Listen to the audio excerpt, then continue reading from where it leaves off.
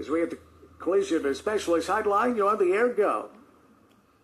Hey, good afternoon, y'all. I'm glad I got in with the insurance expert because I don't think you'll read my text, Dan. Hey, what about the Twin Towers?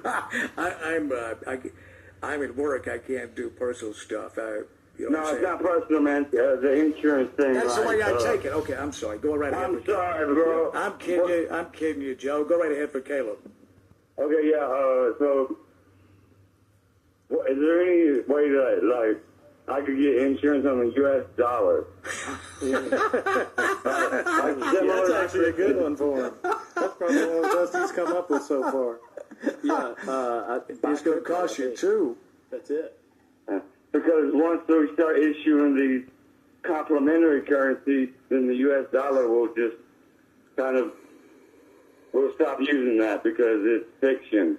It's like we're paying obligatory IOU notes. Well, no, okay. Well, it's a fraudulent economy, man. Calm down, just a second, right? Because this is interesting. The FDIC insures up to $250,000. Mm-hmm. So, what if? I certainly don't expect this to happen. Don't want to freak anyone out. But what if something were to happen, like the petrodollar went away and the bottom fell out of the value of the dollar? Is there any insurance for that? No, but I doubt it because insurance companies would only go. Yeah. Gold, I'm sure there are some financial instruments that you could enter in, but you and Jim Baker from BTO Club. Well, here's along those lines. Just a minute. For years, Joe, and this is not exactly right, but for years, Wimbledon bought pandemic insurance, and then when COVID hit, it paid.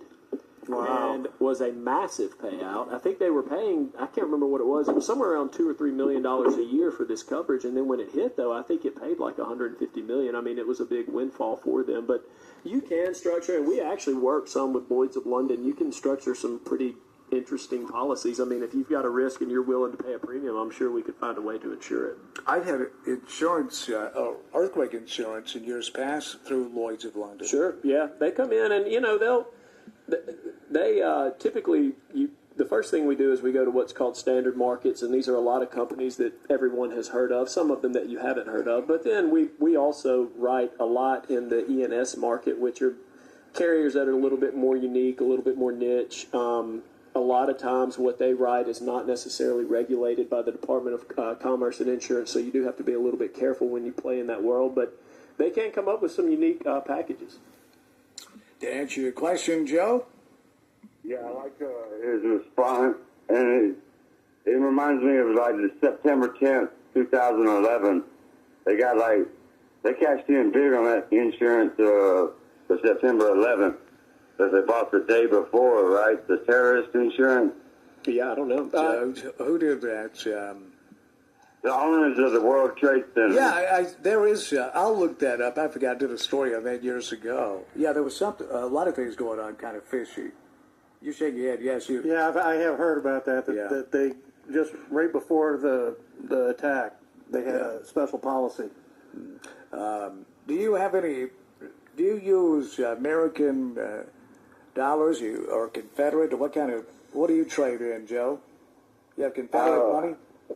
I use what I issue the value, man. I don't spend money because that's what we're supposed to do. Spending money is what you're not going to be able to buy any honey down at the farmer's market. I can tell you that. That is true. Who's on your dollar bill? You?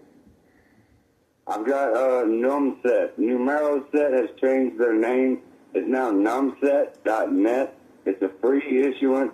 All right, my man, I'm going to go ahead and hang up on you because I don't know what you're pitching right now, but I got a bad feeling about it. Yeah. We're rich, Mama. We're rich. Joe, great to hear from you. Let's try this one next as we have the collision specialist hotline. You're on the air. Go.